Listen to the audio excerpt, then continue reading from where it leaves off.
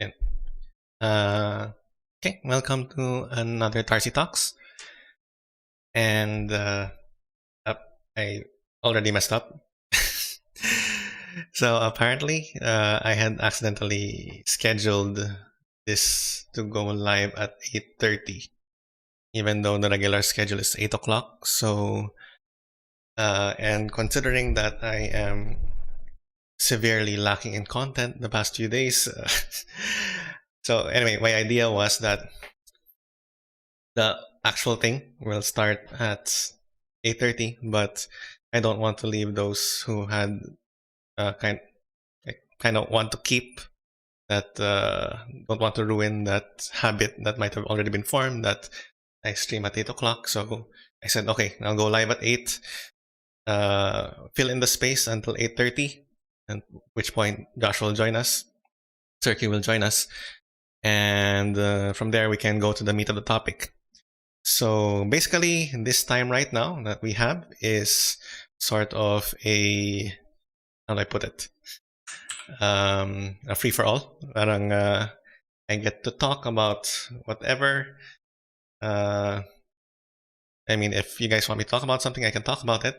I hope, and I'll also see if, well, based from what I recently checked the Google form that where people submit the questions. And I don't think there's been anything new. Hang on, let me check really quick. This account.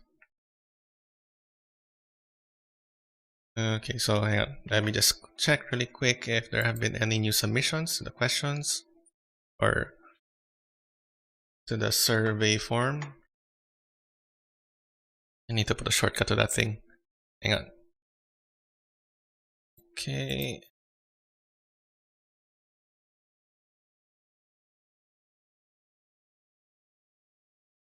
Okay, I'm looking at form right now and still no particularly new responses, but I guess I can talk about some of the things that were put here. Okay, so let's see.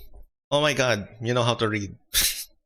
I already know who put that, but yes, I do read. I mean, I suppose I should read more of a lot of different kinds of things. I think I've said before that I enjoy stories, any kinds of stories, and it's why I'm into. One could even say that that's kind of why I'm into programming, because I mean it's kind of geeky, I suppose, but it's a kind of story in itself. That you're trying to write a story using particular phrases that only the computer can understand, um, and write in a certain way that it makes sense. So I enjoy manga, I enjoy anime, I enjoy light novels, I enjoy manhwa, TV series, and so on and so forth, comics, short stories, you name it. I admittedly don't have as much patience for longer novels because it's for the same reason that I dropped most of my anime. Well, actually, pretty much all of them, because it takes time to go through anime as compared to just reading the manga.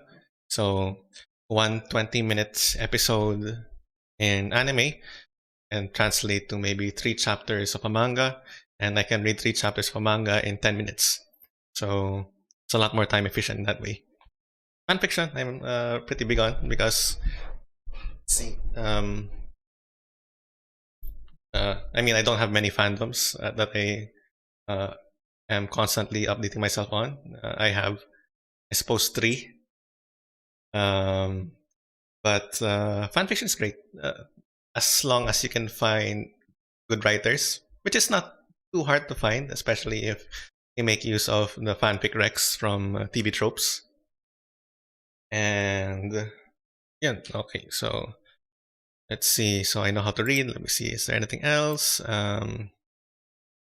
There's another point here, which I suppose we can. I'll have to wait for Josh to come in so that we can talk about it. And okay, let's see. Not really a coding question, but can you show or tell me more about your code DDLC? Like the thought process, how long it take, and so on and so forth. Okay, so for those who don't know, I uh, this was in 20 school year 2017-2018, I think. I was teaching batch 2021 for their grade 9 ComSci CS3, and I was teaching them HTML. We're reaching the HTML, CSS. It's pretty simple. Well, personally, maybe some of you might disagree, but I find that HTML, CSS is um, it's straightforward. What appears is what you write there. So you put there a div, and you put colors, you put particular size, and okay, that's what shows up.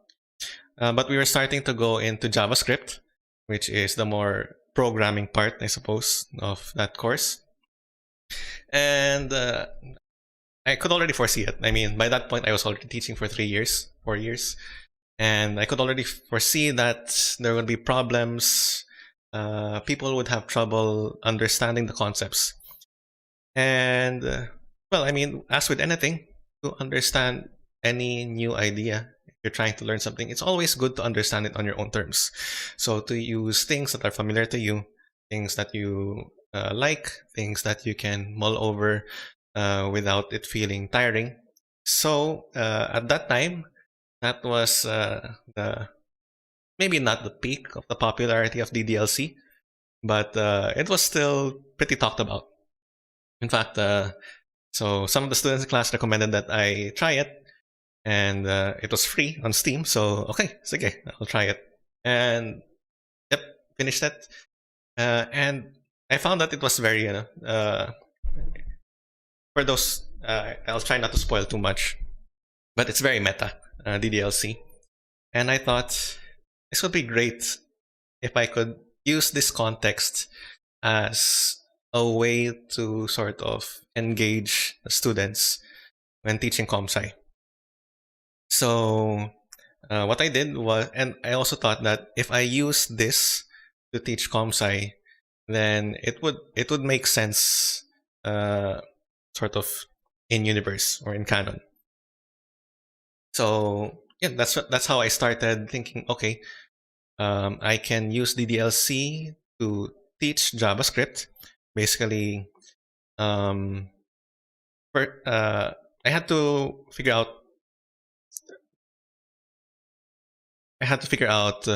Okay, what did I want to do? So it would basically be, since it was DDLC is a visual novel, I had to figure out, okay, so how would it traverse from one point to another in terms of dialogue? The dialogue containing the particular particular lesson that I want to convey. So I mean, there are a few tools, and in fact, I looked up some references. Again, in ComSci, copying is not a bad thing as long as you understand what you're copying, and of course, you make proper reference that you use this particular source. You don't want to discredit anyone or claim that you wrote code when you didn't. So I started thinking, okay, so how do I lay out my internet browser in such a way that it looks like a visual novel? I mean, I had to kind of fake my way through things. So a div for a dialog box, images for the arrow buttons that would progress forward and backward, and so on and so forth. The interesting thing further that I kind of added was interactivity. So I don't have it downloaded on this computer, so I can't demonstrate. But for example, I mean, for those who were my student in CS3 or who are taking CS3 right now, have you covered this by this point? Maybe, but maybe not. Anyway, so okay, so the idea of JavaScript is that you can manipulate the elements on in your browser. So you can change the color of elements, you can change the background image, and so on and so forth. You can receive user input and all of the like. And what interactivity for, because since I wanted to convey a lesson, and I thought, of course, I had to sort of confirm in some way that the user was not just pressing forward on the. So at certain points, I made some checkpoints in the dialogue that it would stop and go to a particular event, so to speak, in which it would check something from the user. So that would either result in a dialog box coming up asking for information, or it would ask that you change something in the browser, which is very meta. So you have basically a character on screen asking the user to, okay, I want to go to this place.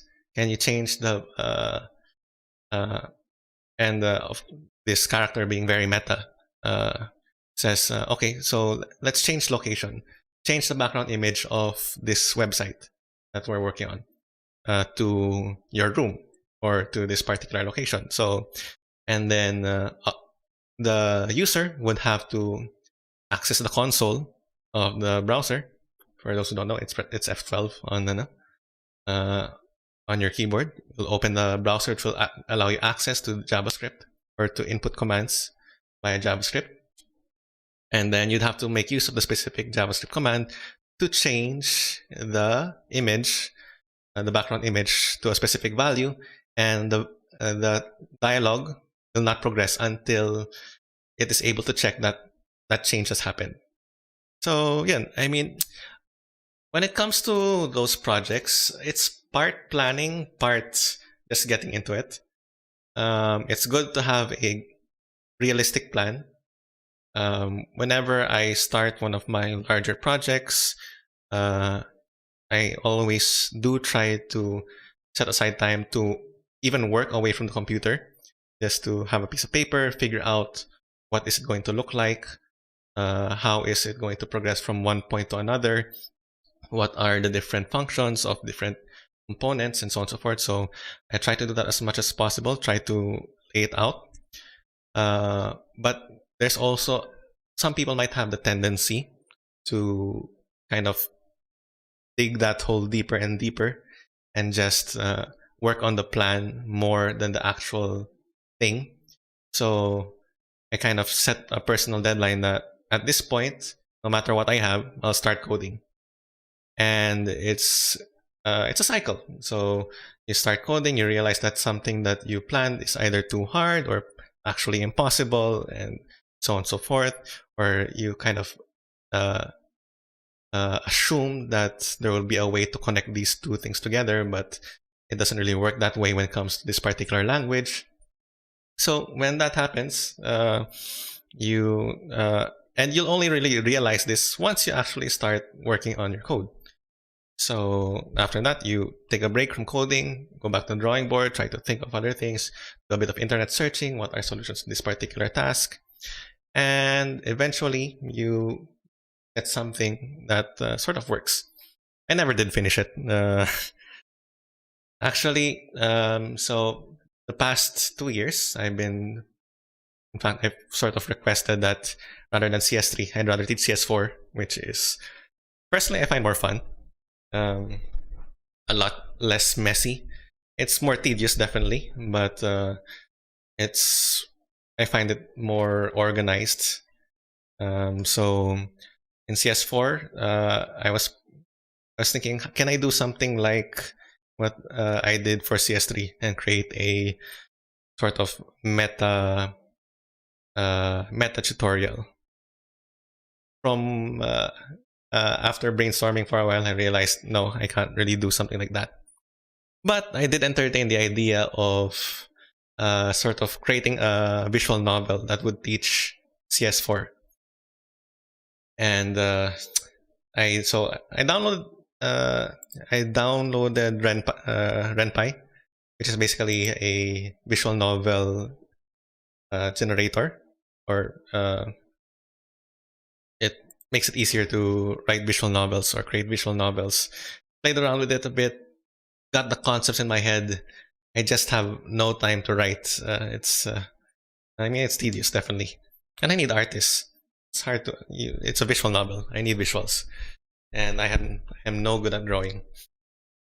I'll probably commission my brother once I have better idea, but he's busy on his own art.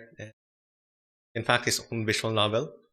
So that I mean, hopefully I'll get to it, but there's a lot more that I can has to be done. So just talking a bit more about alternative learning tools. This year, as hard as it's been, because we basically have to reinvent the way that we're teaching. So as a teacher, the first year is definitely the hardest. The second year is easier, but to be honest, not by much. Because what happens is that in your first year, you try to teach the way that you want. So, well, I don't know. In my case, I tried to teach the way that I want, so I created my own. Okay, well, thinking about it, I'm trying to reflect back back on the time that I was a fresh teacher in 2014, teaching grade 9 CS3. Uh, I was pretty bad. I mean, I basically just told the students to, okay, go to this W3 school's website. That's our lesson. So try to accomplish this particular exercise. I at least made the exercise, most of them. And, but yeah, because for me, the best way to learn is to do and to apply yourself. So my idea was to expose them to the same materials that I used to learn, and they pick it up by means of solving the exercise. Not a very good way to start off teaching, I imagine. So the next year, I was a bit more conscious. So my second year was, in terms of difficulty, it was just about as hard as my first year, because that was when I was starting to develop. Okay, so I want to teach this lesson in this way. So in that year, I was teaching 2019. I mean, I'd still refer to W3 schools for a bit, but I was at the very least teaching the lesson. And then once I was done with the lecture, then okay, so if you need a reference, you go to W3 schools and so on and so forth. And I suppose that's why teaching, well, I mean, like I said, it's normally supposed to be easier because you get more material that you can use with every passing year. You can recycle them the next year. But for me, I was kind of reinventing things with every new year. So I had, but I had base material, so it wasn't as hard for every succeeding year. But this school year was especially hard because we basically had to start from scratch. And so there were the modules, which came from the system, and I wanted to sort of repackage it in a more, I suppose, digestible way. So I rewrote it into text modules, and then I created video modules to go along with it, all using different examples, so that if the example in the text didn't work for you, you can use a different example in the video and a different example for the exercise as well, and feedback, at least at the start when I had more energy. Also a different example. So so this year is actually, I suppose, good in this. Well, I mean, I'm looking at the bright side here. So this year there are positives in the sense that it's allowed me to generate more content for learning. So at the very least this year, I'm sure that I have printed modules and video modules, though I get the feeling that I want to reshoot some of them, with all of my CS4 lessons. And I've still been thinking of other tools. So for example, my videos are mostly code. I've asked Ma'am Edlen to create the more conceptual videos using animation software. But the thing is, I realize it's hard for people to sort of visualize code aside from the text that they see on screen. So I plan on creating a video series of sort of programming in real life using. So basically, it would be actually me recording myself interacting with objects on a desk, which would represent different concepts in object-oriented programming, to provide a more visual experience. Because, for example, variable or the comparison operator double equals. So how is it different from the method dot equals? I mean, it's I can try to explain it. I've tried to explain it, but it's still hard to really have something that I can use for example. No, I have nothing. But yeah, so there's that.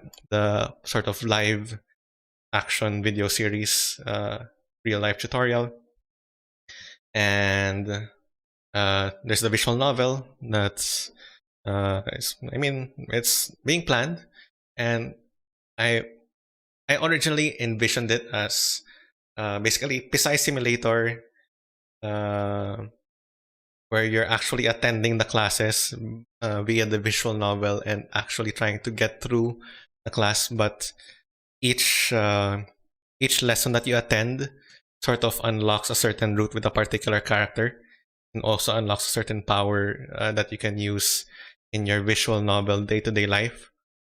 And I plan to apply it sana to all subjects. So for example, if you attend Talks class a lot and get a high score, it will allow, so your knowledge of history from CS3 will allow you, or sorry, from Socksci 3 will allow you to sort of redo decisions or something like that, or travel back to a certain checkpoint.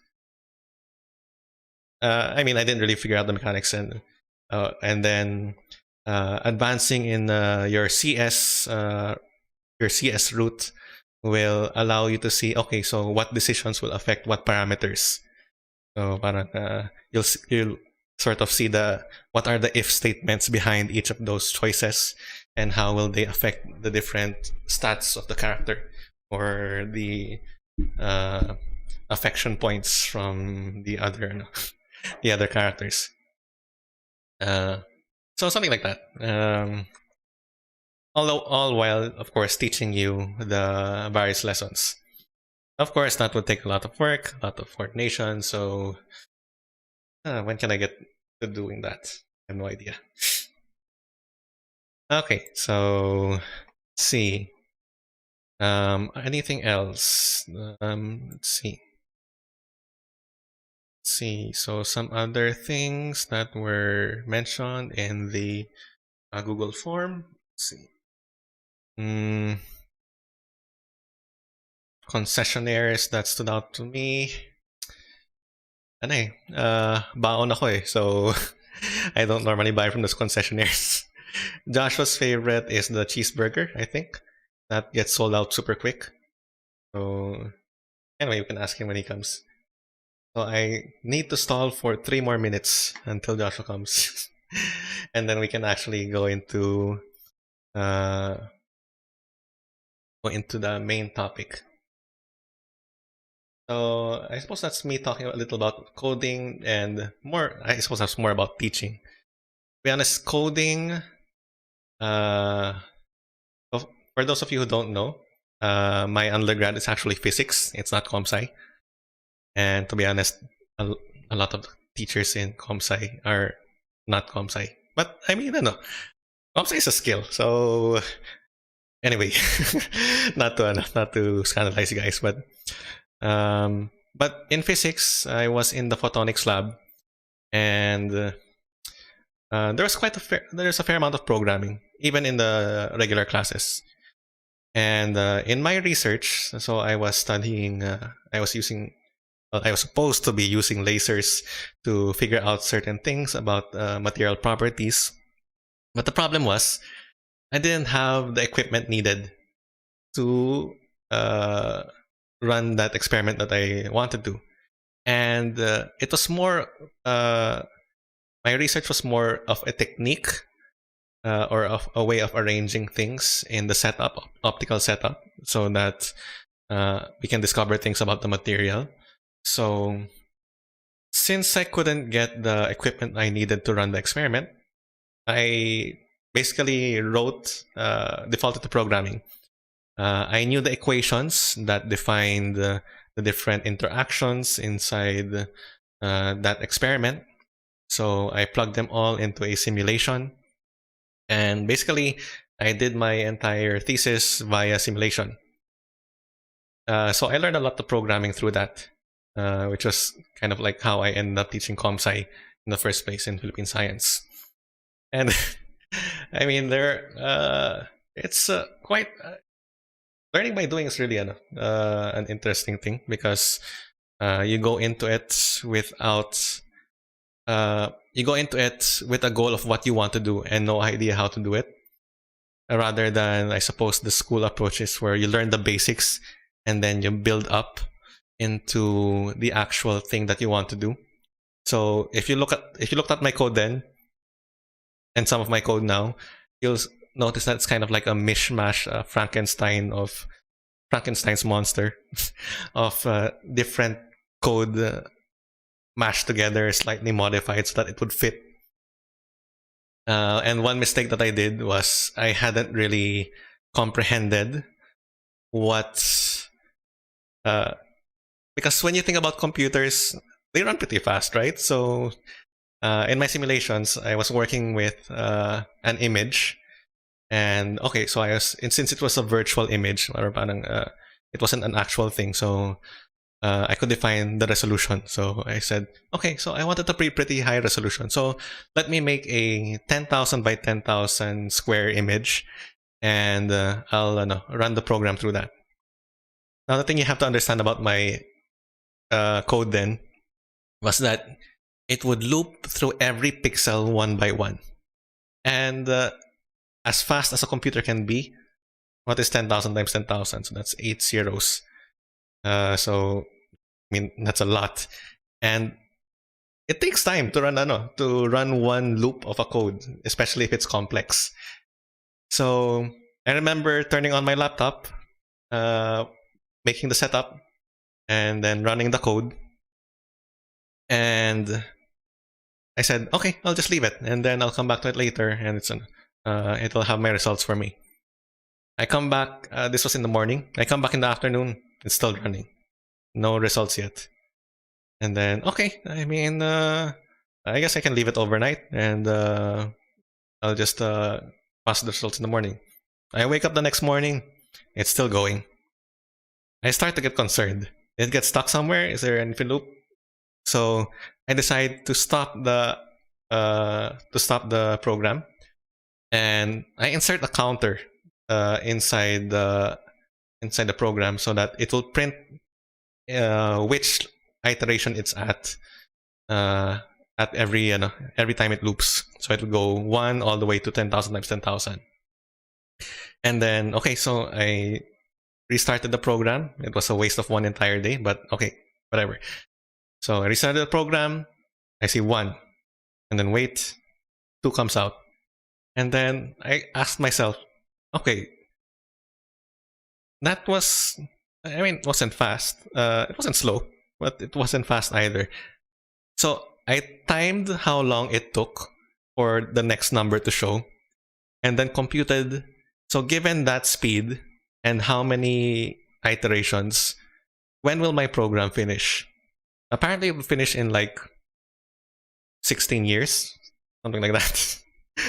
So, I mean, it was definitely a good idea that I decided to check it. Otherwise, I'd be waiting for days and not realize that I couldn't wait for it that long. So yeah, I became more realistic. I stopped the program, made the 100 by 100 instead, and ran that. So that one was done in like an hour. So I'm getting some more questions. So let's see. What core and electives would help if I decide to major in CS? I mean, the thing about CS is that the nice thing about it is it's a language. And basically, it's more of a tool for communication and doing things rather than a subject itself. Of course, you study it, but you study it so that you can use it for something else. And I think that's what's great about it, because you can go into medicine, you can go into biology, physics, chemistry, and still use a lot of computer science, even if it's the mere fact of trying to automate things. Like uh, some time ago, I think I mentioned this before, that I made an auto downloader because I hated spending the entire morning just clicking and downloading the assignments from students. So, but if you want to focus more directly on CS, I mean, of course, there's the CS elective in CS5 in senior high. You can also study tech and engineering, because maybe you want to interface with something. So they would work very well hand in hand. But honestly, it would also work well with physics, biology, chemistry. Again, it's a language, so it's like the more fluent I am in Spanish, the more I can explain biology in Spanish. So the more fluent I am in ComSci, the more I can use the tools of ComSci to do things in biology and other things. Are there students who actually did research in CS? What kind of research do they do? Well, when it comes to sort of the direct CS, for those who actually study CS directly instead of using CS in other fields, it's more along the lines of what can computers actually do. So, because at a certain point, you have to ask a question, parang, is this possible for a computer to do? And is it reasonable to ask a computer to do that? Because like what I was trying to do, I was asking my computer to process a 10,000 by 10,000 matrix, but it will take 13 years. So, I mean, possible, not reasonable. But if you're studying CS, it's more like pushing the limits of what can computer science do and optimize. So, for example, if you have a machine learning algorithm, so you're trying to study and figure out patterns in different things. So, what is the limit that you can push? Can you have 5 samples and figure out a lot about this? Is there a way to make it better, make it faster, more efficient, and so on and so forth? So that's one area. I suppose that's one way to generalize the area of computer science. At least in the sort of computer science, computer engineering, that's more hardware. So depends on what you're more interested in. Okay, it's 8:36. I've stalled a lot. Hang on, let me check if Josh is ready.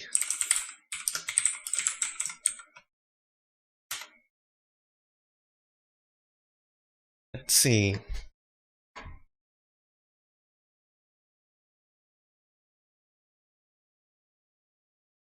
So I'm waiting for his reply.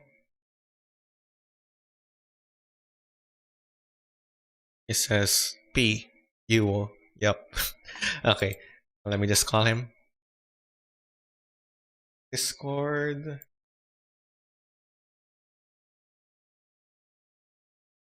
Okay. It's going to lag, so I'll open the stream on my phone. And before I call him, let me just open the stream on my phone so that I can still read chat.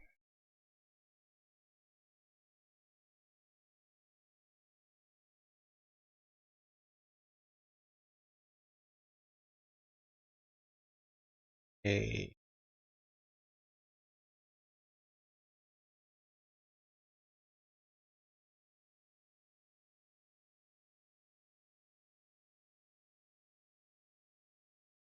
Hello, Josh. Yes, can you hear me? Yep. Okay. Hang on. Let me turn your video. Hello, Josh. Yes. Hang on. Okay.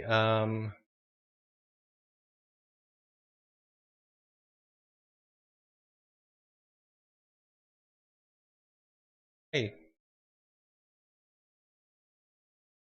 Anyway. Let me just switch the scene to chat. Na naman. Anyway. Hang on. Give me a sec. Let me see. Give me 1 second to fix it. You can talk to chat while ano. Chat's here. Hello. Hi. Good morning, everyone. Hi. Good evening, everyone. Sorry. Uh, fail. Are you sure they can hear me? I don't Yep, see yep. chat though. Well, I mean, they're I there. think we have chat. I don't see chat here. Like No? Lithium was the last one who chat for me. I just restart YouTube. No, they're there. It's just that they're pretty quiet. Let's see. Anyway, so Sir Tarcy was actually downgrading his discussion about his thesis. If you must know, his project was actually about lasers before that one got shut down.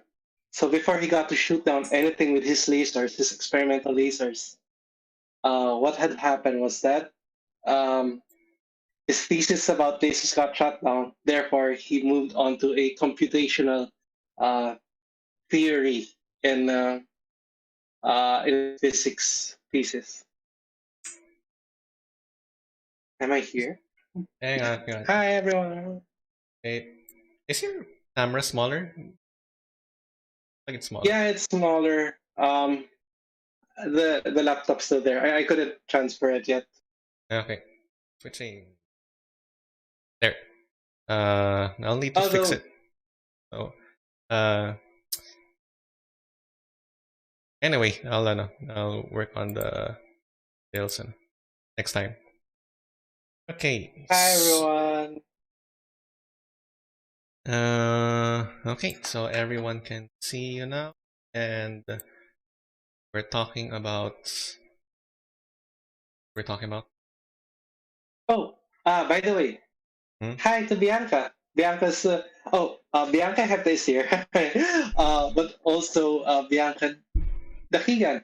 I think I got her as a viewer for your show. So, yay, additional fans. Is she there? I mean, she I could have think just so. said. I mean, according to YouTube, we have 16 people. Anyway. By the Anyway. way, if we're talking about statistics, Sir Tarcy did talk about that if we get less than 100 likes in this video, No. we might not continue anymore.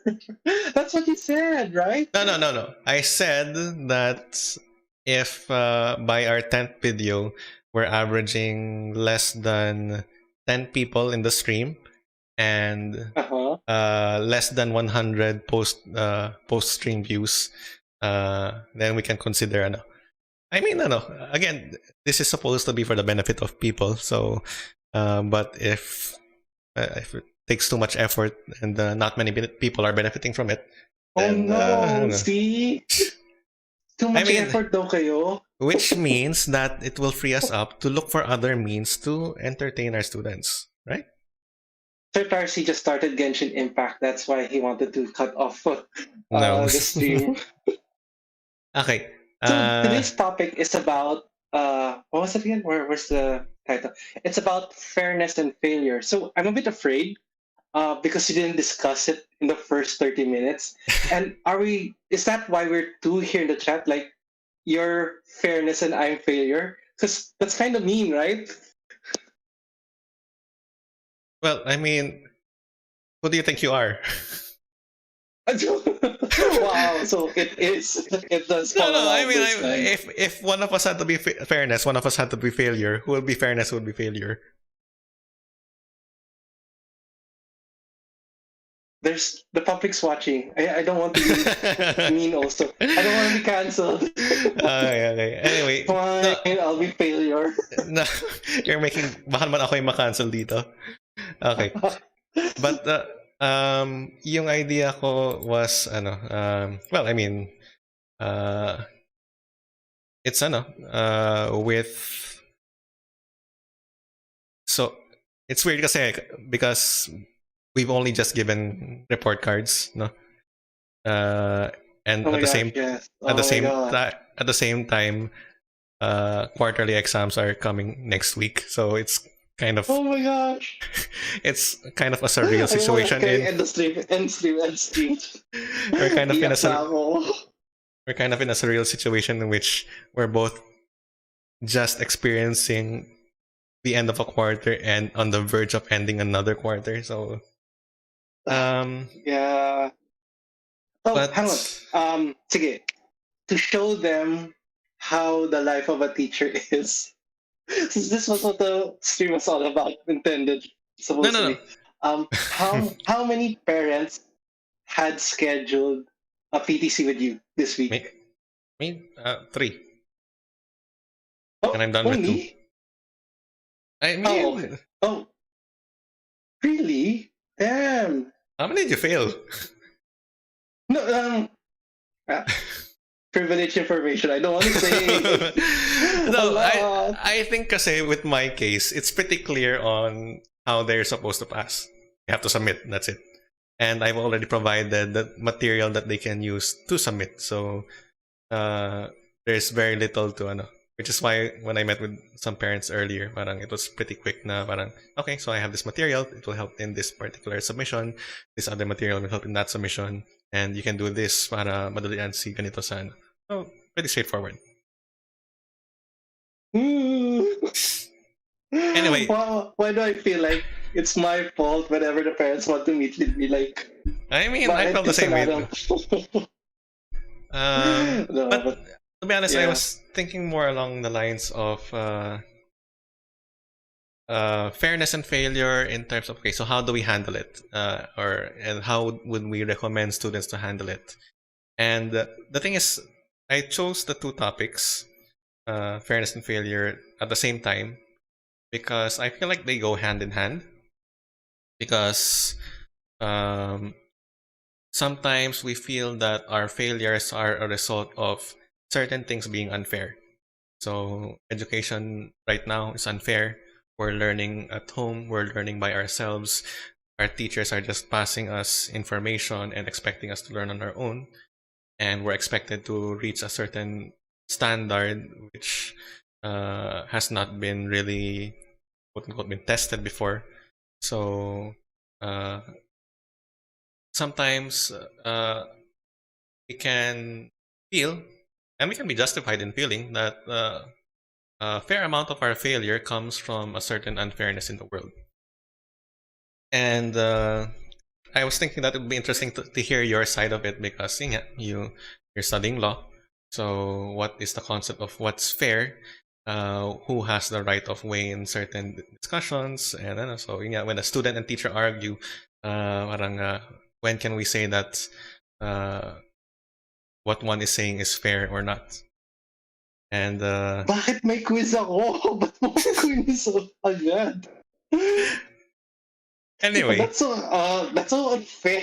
See, I told you we should have asked for the script first before. I mean, we've never had a script, and okay, if anything, you can ask chat to provide more topics so that I don't come up with things to pummel you with. No. It's fair. Well, your question was fair, but in the terms of what does the legal profession view on how should we treat each other, just a background so that you know that there is an actual legal basis for people on how people should treat each other. Let me recite it to you. It's I found it. I found the provision. It says under human relations, Article 19 of the Civil Code, every person must, in the exercise of his rights and in the performance of his duties, act with justice, give everyone his due, and observe honesty and good faith. Now, you think that it's very nice considering that legally you actually have to treat each other fairly. It's not a dog eat dog world out there, as Wolf Street or other business ventures would like to proclaim it. But in the legal world, it actually provides that. Nailang ako na you're moving the screen. Yeah, sorry. In the legal world, it actually says that you have to treat each other, give each other their due, and treat each other fair. So, Sir Tarcy is actually correct in saying that what is the legal view in this scenario, but it's not that far from how we should actually morally treat each other. Man, ginawa mong lecture agad. No, kasi I mean, personally, I've had a lot of these are the things that I would think of when walking home from school in UP. So that would be a 25-minute walk from NIP all the way to the house. So I'd use this time to perform mental experiments, I suppose. One of the things that I like to think of, okay, so how would I create an analogy for this, or rather, one of my bases for thinking about this fairness and I suppose equality in terms of treatment or in terms of results is Full Metal Alchemist. So for those of you who have watched the anime, so there's this anime or manga, Full Metal Alchemist, and there's this law The called saying. Oh, equivalent it is. exchange. So the law of equivalent exchange. And it's basically similar to the physical laws that we actually have: law of conservation of matter, law of conservation of energy. So whatever you put in, something will come out. So at the very least in the manga / anime, so if you want to build a building, you need to provide the appropriate material that you need. So you put in the material for a building, concrete, and all these things, and then you perform alchemy. A building comes out. And But if you want to revive a body, and that was the actual concept of Josh, the anime. No. Okay, so if we're moving on towards the topic of fairness, that sometimes fairness and what was the other one? Failure. hmm, There was this big failure which concentrated on about right hmm. the major plot line. Well, I What was mean, their they want to failure jump. about the concept? I mean, isn't that a spoiler? Do we want to discuss it that It's on the bluntly? first episode. Wait, somewhere in the first few episodes. Okay, let me make this clear though. I'm more of a fan of the first series, the first Full Metal Alchemist. It's the same. No, It's the it's not. They same. have completely They different made the same. endings. No. I meant the sin that they made. Well, okay, fine. But in the anime, That was their it punishment. in the anime it's like explained in episode what 6, 7 in the first series. In the second series, it's okay, episode 2 or something like that. For the non-weebs that are here in chat, what we're trying to explain was that although there was a belief of equivalent exchange, it did revolve around the plot that they tried to bring back their mother who had passed away. And in order to bring it back, they tried to deduce what considered a human life. So they said all of these elements make up the human body. Therefore, they would be able to bring back their mother. And showing that life is unfair, it didn't bring their mother back. Instead, it brought back a monster. In that scenario, it shows that no matter how things you feel that would be fair, sometimes it doesn't turn out that way. It would be. So, is that a good segue to where we're getting at? That's I mean it's a rough segue, but it's a segue. What? I feel like it was a perfect segue.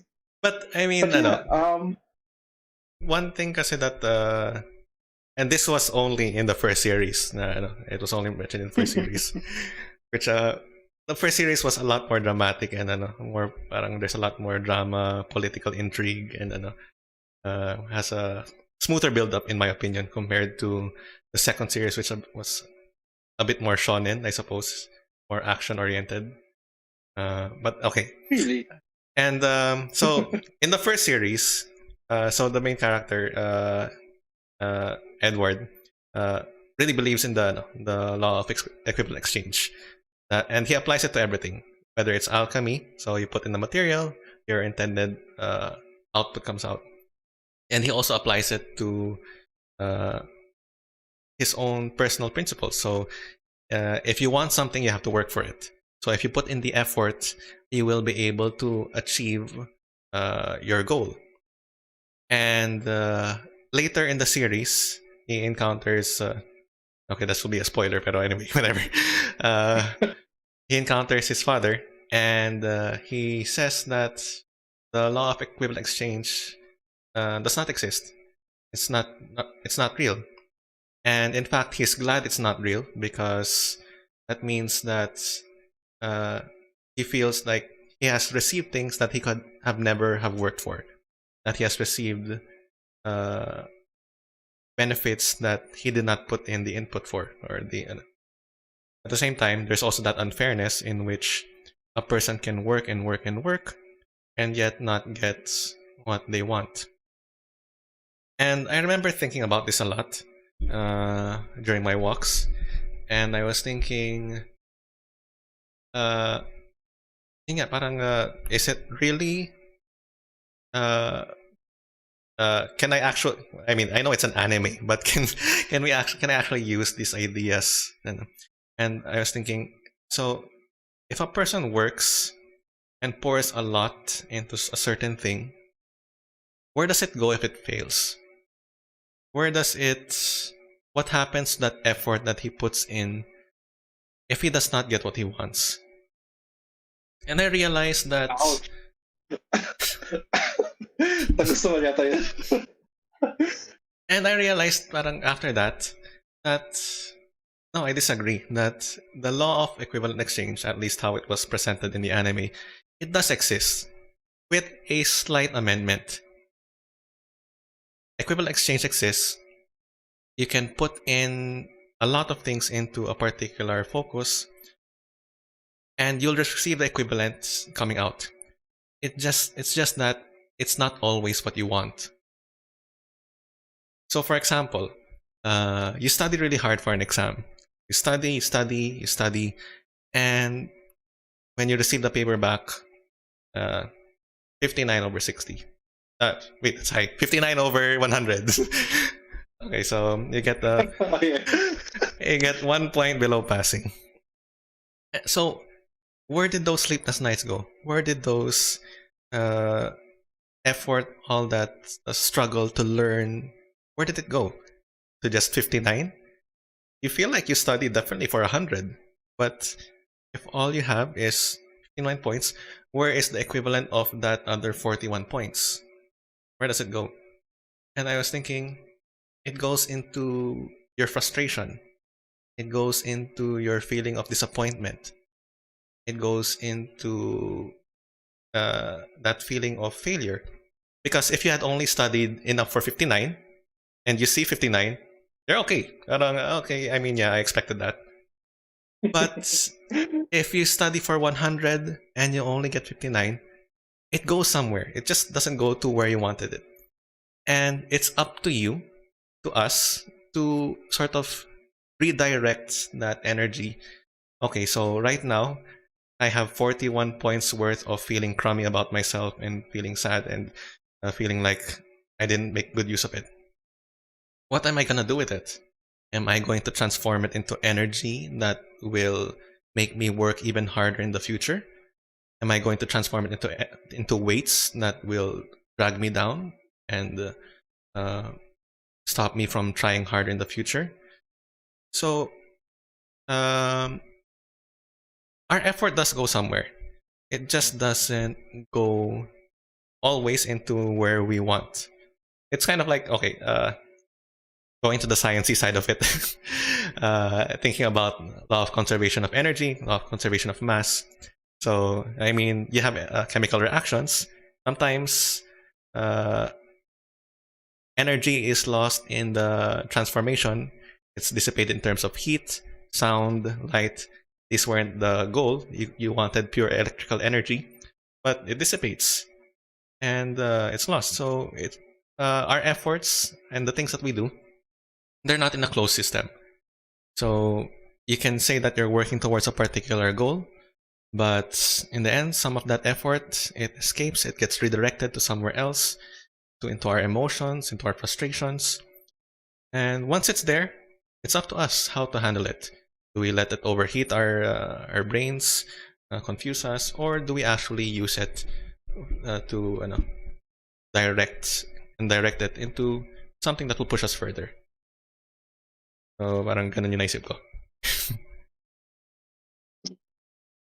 Now, people will start thinking, What? how far away do you live from the house that you're able to think that much things. No, I mean, I think about it multiple times. Parang, I mean, I'd walk home like 3 times a week, so 3 times, 4 times a week. So, I mean, do that enough times, it becomes hours and hours of walking. So, By the way, Sir Tarcy did study physics in UP, but while he was walking, that's when he was learning metaphysics. So yeah, that's why he has these thoughts. Okay. Uh, Ikaw, well, yeah. how would I feel after that? That's so hard. That's so unfair because I feel like ako ba yung nilalekturan? No, No. because no.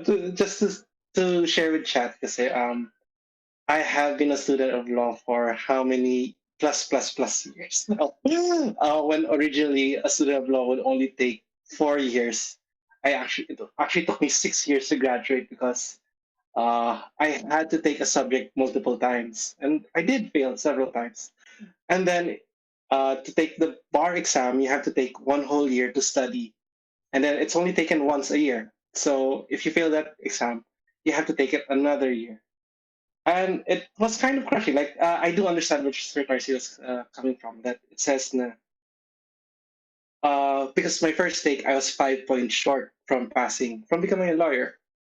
Then it was very hard. Like I do understand where that 5 points could have made me a lawyer already. I could have already worked in a law firm. I could have started with my life goals already. I do have a life plan.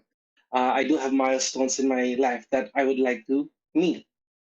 Um, However, with that thing that had happened, that 5 points, it was it was it was hard.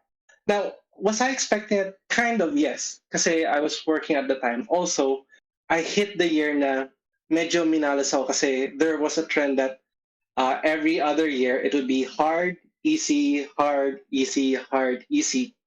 Um, I hit the year where the previous year it was almost half of those takers passed the bar.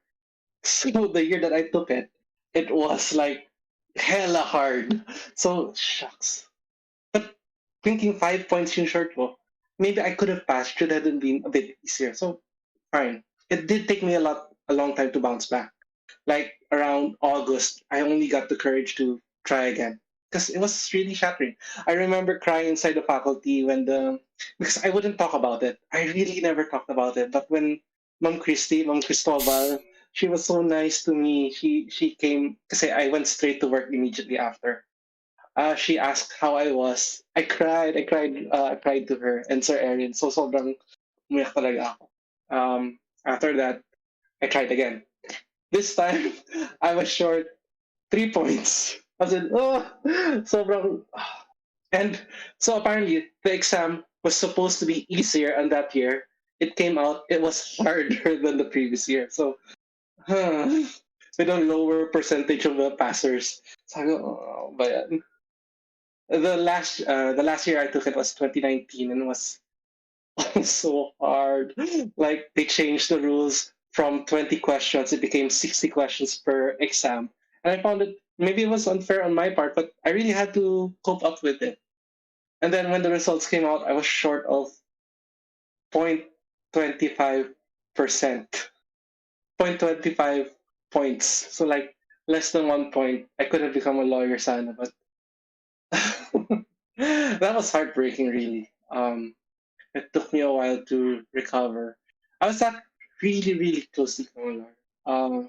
But yeah, what Sir Tarsi had said, na, where do you put that? So for me, where do I put that 0.25 frustration into it? It was hard. It was very hard, but I was in a lot of denial that time. Like I would just work and work and work during that summer. And that's why I hyper focused during the bridging program. I hyper focused on the student council.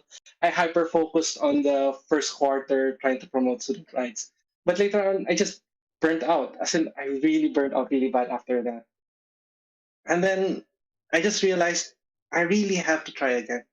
So the hardest thing about okay, so when we talk about fear of trying again, it was harder for me because I after you fail 3 times in the bar exam, you actually have to re-enroll yourself in law school for 1 year, which I'm doing right now. That's why I teach 24. I have a load of 24 in school.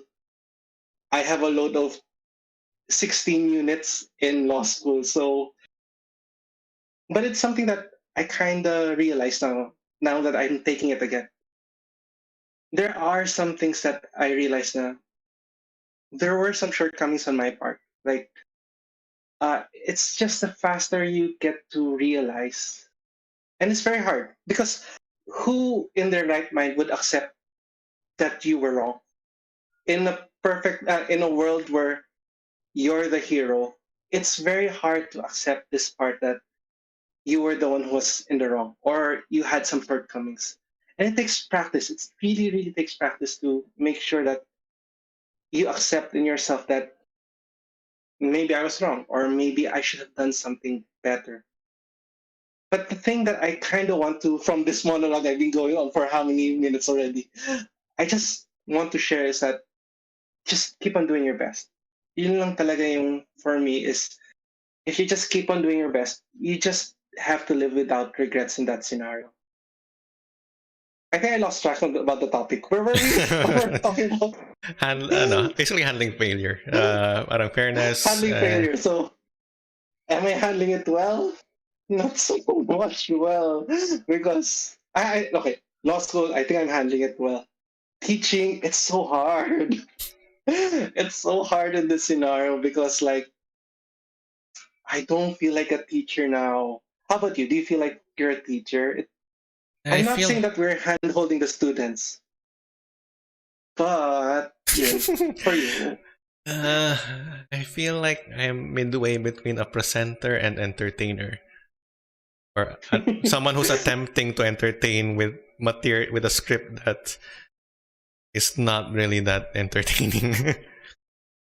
That's true. I mean, not to hit our students out there because we're actually all of us are adjusting to this setup, and that's the thing that we want to share. Because like sometimes in life, what Sir Tarcy said was that you study for 60%. You study for 60% and you get 60%. Okay, ka lang. You feel like that's what you deserve. But sometimes in life, especially in the earlier years, we study for 60%, but we get 80% or 90%. We suddenly start normalizing that thought na kakayanin pala to. Like, nabasa ko naman yung dati-dati pa or medyo gets ko yung concept so hindi ko na kailangang mag-effort pa. But the thing is, the more that we practice that habit, the more it gets harder for us to. I'm not going to say put in the effort because even if we put in the effort, it varies, but it doesn't prepare us for the outcome. And the only way to prepare yourself for the outcome is just keep on doing your best. Even if the best is so little, just know that how much you did is the best that you can. I think I lost track again.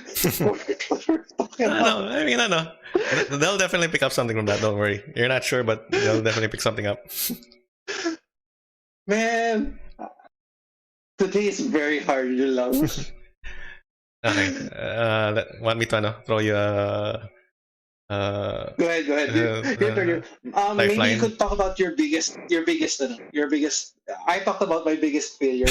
Maybe you'd like to share your biggest failure. Are you obliging me to divulge in personal information? I just shared. That's only fair. Yeah, I was planning on talking. Exchange. I was going to talk about it anyway. Parang, especially when you went. I honestly wasn't expecting you to go that far into it. I was expecting you to. I was expecting you to mention it, but parang to talk about it personal, a bit out of my expectations. But sige. So ako naman. Before we get to your biggest failure, so that we're going to put the ad here when we replay this. Jacob does have a very good question. Jacob, 2019, if you remember him. Yep. Pretty white boy, very, very white boy from Photon Battle. Hi, Jacob. He does say, what if you don't want to do your best? Do you want to answer this now or later? I think it's best for later. Yeah, sige, we can answer this later. Okay, sige. Abangan sa Sige. susunod na episode.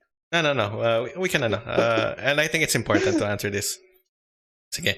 So ako naman, my most memorable failure was when I mean, now that I'm coming after you, it feels like it's so, I don't know.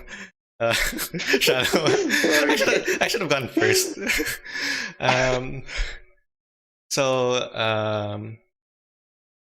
For those in chat, just to provide the necessary background, I went to UP. I took applied physics, and just to let you know, I got every grade that you could possibly receive in UP, except for a straight 5.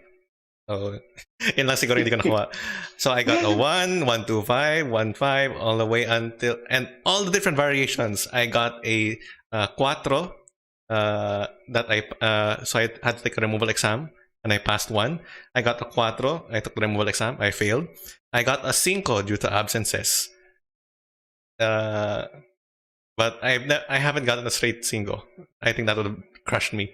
Pero Question. Something for chat to also. What was the subject that you and Nathan took at the same time? Same subject.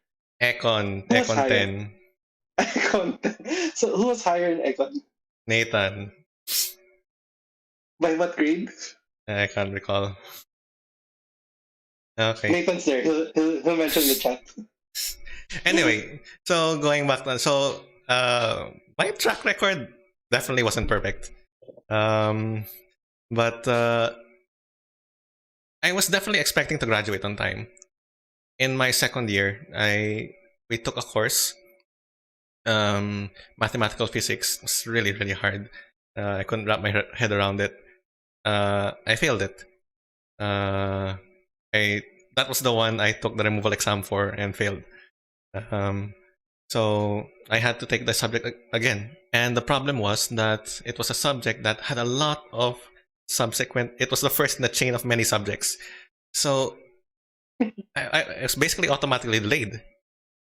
And what happened? I said, okay, I mean, I want to try and graduate on time. So I worked hard. I loaded up my subjects as far as I knew I could handle. And by the time that I was fifth year, I was back on track, as in saktong-sakto. I had just in time managed to get the subjects that I needed so that I would finish my thesis in the second sem of 2012. No, sorry, 2013. And so the second sem, my supposed last sem in UP, I was working super hard on my thesis.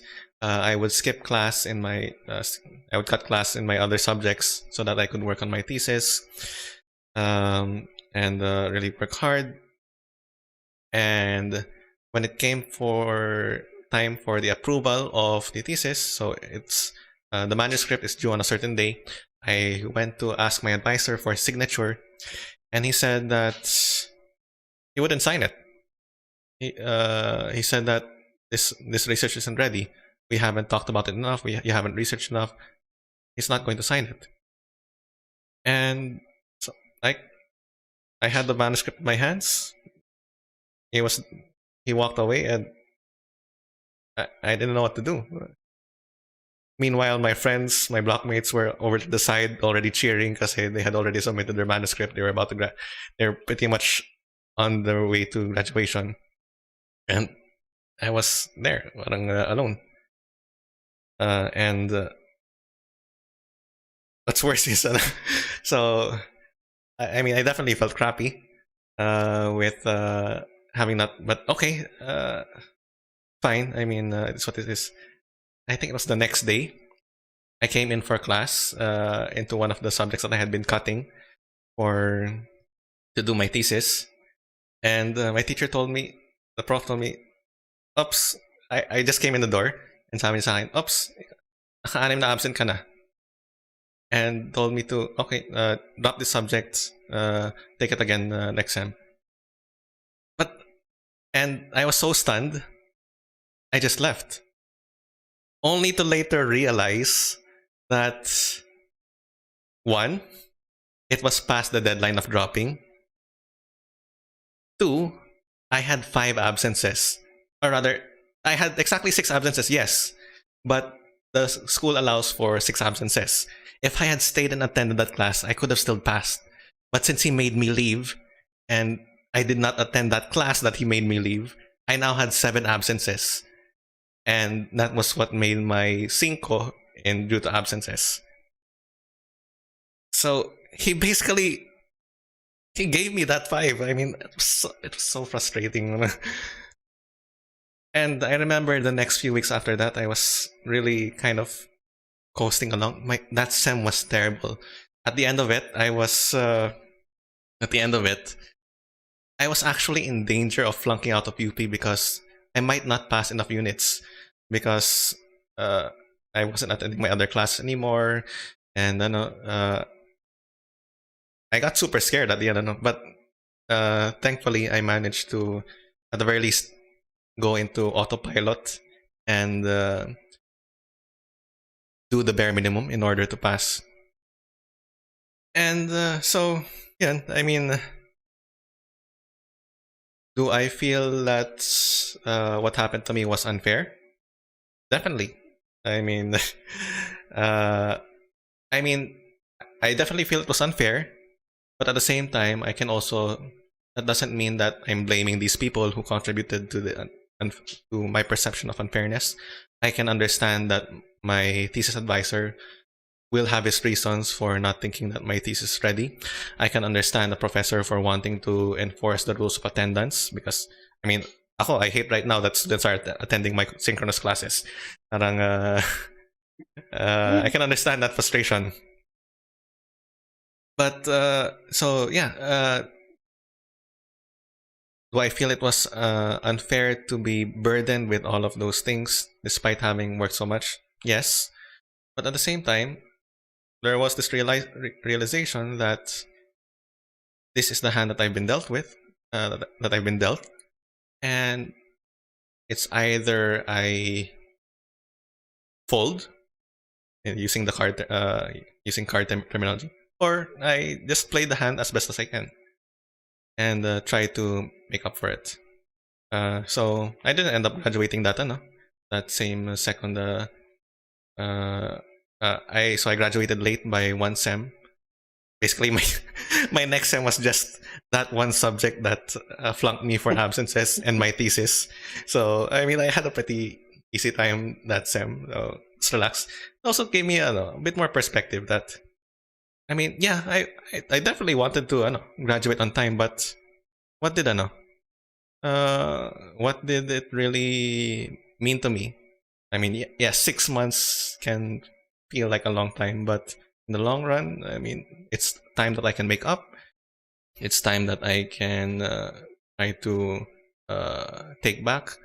So rather than focus so much on the unfairness that was dealt to me, uh, I just try to make do with what I can. So, yun. That's pretty much it. Nagka-cut ka pala, grabe. That was thesis year. Thesis year is No, but that's what I kind of wanted to ask. Like, if you were to cut something, would you regret not cutting? Because there are some things that we sacrifice in order to achieve something. Yet in the end, it doesn't end up we get that thing, right? Um, for you, you weren't able to get your thesis approved. Do you still regret cutting in that scenario? Um. Okay, using the analogy that I was so basically uh I had failed and I had this much amount of effort worth of frustration of cutting classes, time spent on thesis built up. Do I regret spending that much time for the thesis? I mean, I can't say that I regret it because it's a matter of how I value things. I knew the value of class, or at least I had a perceived value of class, and I was willing to sacrifice that value in order to work on my thesis. So, uh, do I regret spending that much time on giving up that much and still failing? No, I don't. I can't. I don't think I do. Uh, I think it's more along the lines of how do I put it? Maybe I suppose regret of how I could have used that time better rather than not using it at all. Yun. No, yeah, that's what I wanted to share also. It's like, if you can remember during the bar exam, which is November, there's always this 2 or 3 days that I would actually come back to school, which was because of the Humanities Festival. Something that was everyone kept on saying I shouldn't come to school because I should be concentrating on studies. But the thing is that what people don't understand is that all the studies had been done weeks, months before the bar exam. So, but also one thing that I wanted to share was that some people might have pointed that, like this previous bar exam, I attended the sayo interpretation of the grade 10. It was a joint project between the grade 10 students last last year and with Filipino and the Sockside students of grade 10. Anyways, it was a joint project. And um, it could have been 1 day studying, 1 day preparing, but it was also something for me that was very important because I was the one who was part of their journey and preparing for it. And it was very, very nice watching the outcome of what they were able to do. It was, I guess it's something that I have no regrets. I still don't think I would have passed if I had attended the Sayo interpretation or not. But it's something that I always do everything to the best I can. And I understand, like what you said, it's the priorities. What do you really value?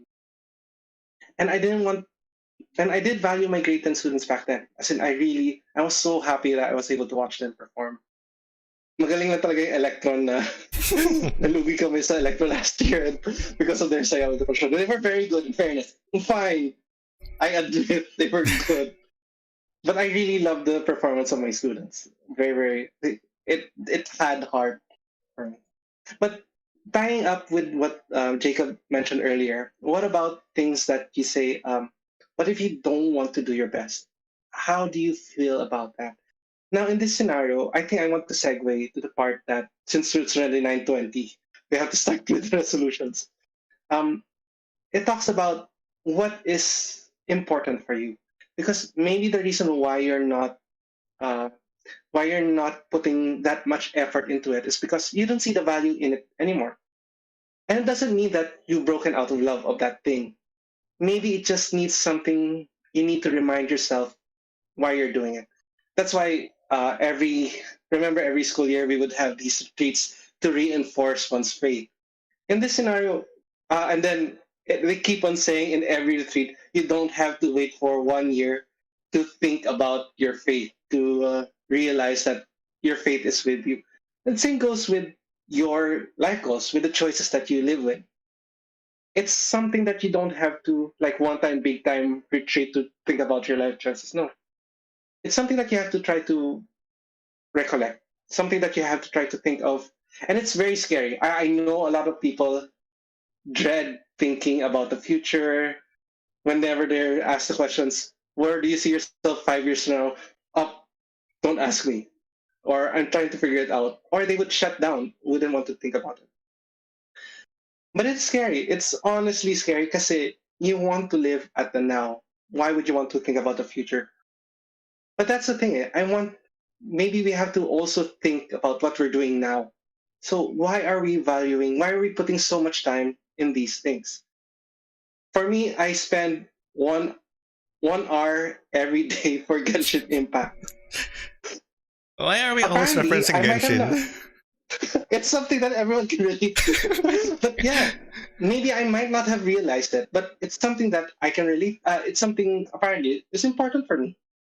I love the story, but there's no story content right now from where I am. So I could have easily just, just wait for the next story, next update for the story content. But I keep on doing 1 hour for the dailies because this is something that I value because I can relate with others as well. Something I can use to relate with others. Something I can relate with Mina, although she's very far up there. She's to the levels of Nathan and Luke na hindi na ako makarelate.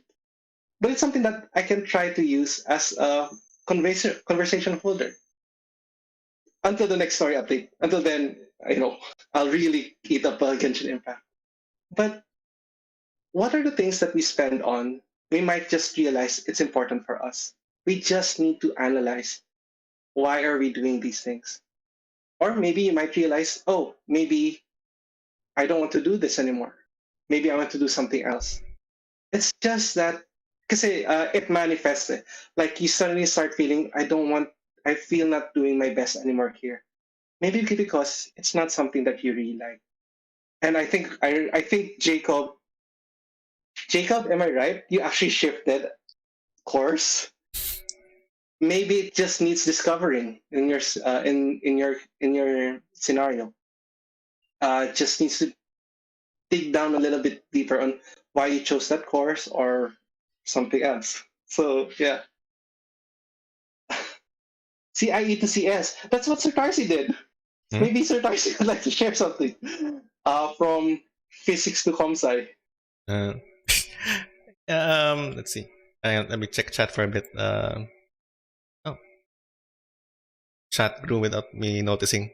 Nandyan si Bianca, Laika, si Hans, si Irene, nandyan. Irene.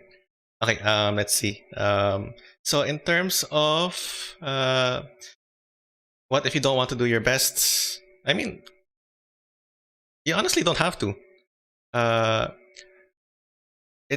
Like what you said, it depends on how you value the thing because if you don't value it, okay. So I'm reflecting back on what we said before. Na if it's worth doing, it's worth doing well, and if it's otherwise, it's worth doing. It's worth doing poorly. But yun nga, parang as long as you value it, you will put in whatever you have. But if you don't value it, then yeah, maybe it will. The only reason that you ought to spend your effort on things is because you find a particular value in doing it. If you don't see the value anymore, and I would like to emphasize that it's less a feeling and more of a knowing yourself, because a lot of the times we don't feel like doing what we're supposed to. I hate teaching like 5 times a day and all of these studying even more. But deep inside, I know that it's something that I want to do. Yun nga, parang love and hate aren't opposite, or they go hand in hand. It's apathy that's the opposite. If I don't care about teaching, I would actually hate it. Put enough effort to hate it. So, yeah. When it comes, and actually, this I kind of forgot that this kind of my point with failure. That's today we kind of put a lot of there's this avoidance of failure. We don't want to fail. Yeah. And I understand that failure is definitely something that people would want to avoid. But can you imagine how many things would not have happened had we not failed? Oh my gosh, that's true. How many things? I mean, so many things in this world happen out of coincidence, I suppose. Our best friends were most likely our classmates, which were selected at random by the school. And I mean, there are definitely things that we are in control of in our lives, but at the same time, things that are outside of control, and we make do with them. In fact, we benefit from them a lot. And I think let's treat failure as one of those things. I mean, they were in our control to some degree. I mean, we can control our effort, but to be honest, can we control if we pass? Sometimes that's kind of a touch and go. But we can definitely control what we bring to the table. What we bring out of the table, that's something that's can sometimes change. But whatever we bring out of the table, we for anything else other than failure, we roll with it. We make the most of it. We thrive in it, and I think we should have the same treatment for. We should treat failure as the same. That's okay. I failed the subject, definitely. I get what happened to me after I failed that subject in that thesis and submission. I got more time to work on my thesis. I actually had a very relaxing last sem in UP. I actually had time to figure out what I wanted to do after school. Maybe if I had graduated directly, I might not have gone into teaching. So let's remove that failure. Failure is something that we will encounter one way or another. So let's not treat it as something that will ruin our lives. There's always ways to make the most of things. And in relation to that, Sir Tarcy and Sir Nathan will now tell their grades in Socksite in Econ. Econ Pisay, under Sir Vlad. I don't remember. What? Line of 2, something like that. 2 point... Maybe 2.25, I don't know. Sir Vlad usually shows the index cards to his students that Sir Tarcy and Sir Nathan were his students. Sir Nathan says he actually failed Sir Vlad sa Econ. And which I see a lot on Twitter right now. It's actually, I think it's batch 2022's first time to actually get a bad grade. And it was from Econ. And yeah. So, in that scenario, ako naman, natatawa ako dahil it was something I always prepare my grade 10 students that they should prepare themselves for Servlet. That's why I always ask questions that I know they'll make a mistake. Prisoner's Dilemma was my favorite whenever I do Socksci because it sets them up for failure. It sets them up for it sets them that they should be able to make mistakes inside the classroom in a controlled environment. So that when you make small mistakes, you can easily recover and you know that it's really a part of learning. As opposed to later on in life, it would be harder when you make the bigger mistakes. Ayun, that was my concept. I just didn't know that the bigger mistakes would be, when you get to serve that. Medyo big surprise daw sa kanila yun eh. So,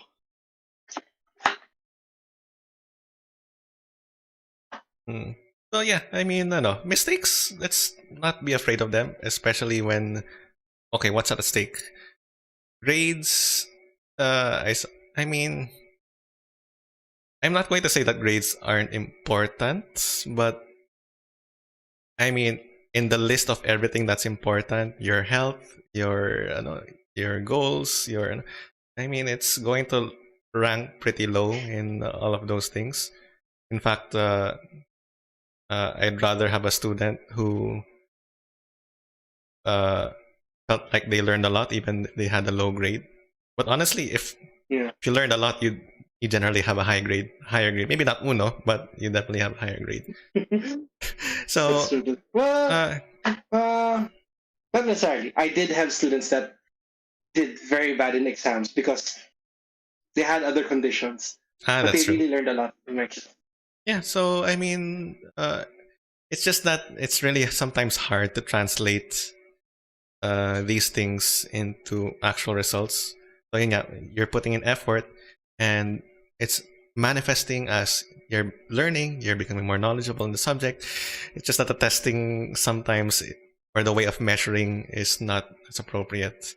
So, I mean, I'm kind of drawn to this comment by Irene dun sa chat, parang excellence is overrated. I mean, excellence in the sense of finish the sentence. Huh? Excellent. Finish the sentence. I'm not going to. Excellence is overrated. That's all I'm going to say. But I mean, depends. The Excellence in terms, soundbite. excellence in terms of grades. Yeah, I would say overrated. Excellence in terms of doing your best. That's something I know. Which Ah, yeah. I think is summed up in what she said afterwards. Sometimes it's okay to be enough. That you are enough. You're doing enough.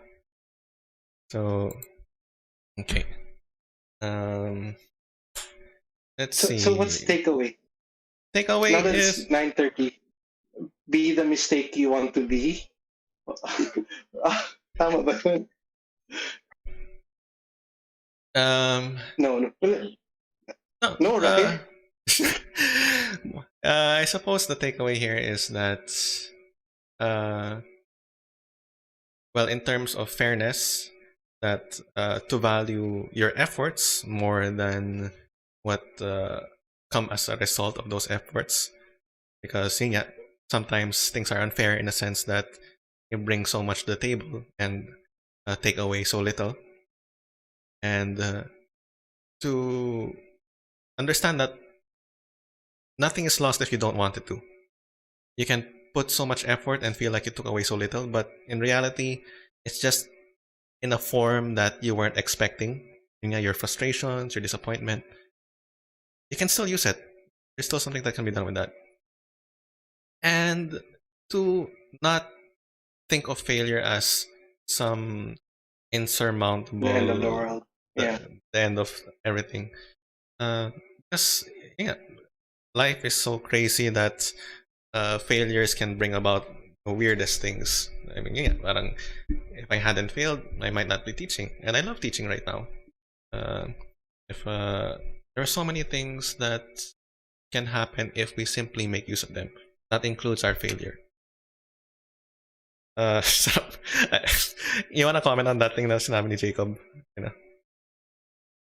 Yeah, it's actually tricky if you say grades only matter for college apps. Kasi it's actually intended for you to, that's their standard so that you know what you're getting into. Like if you force yourself to get an Uno, you know that that will be your life in college as well.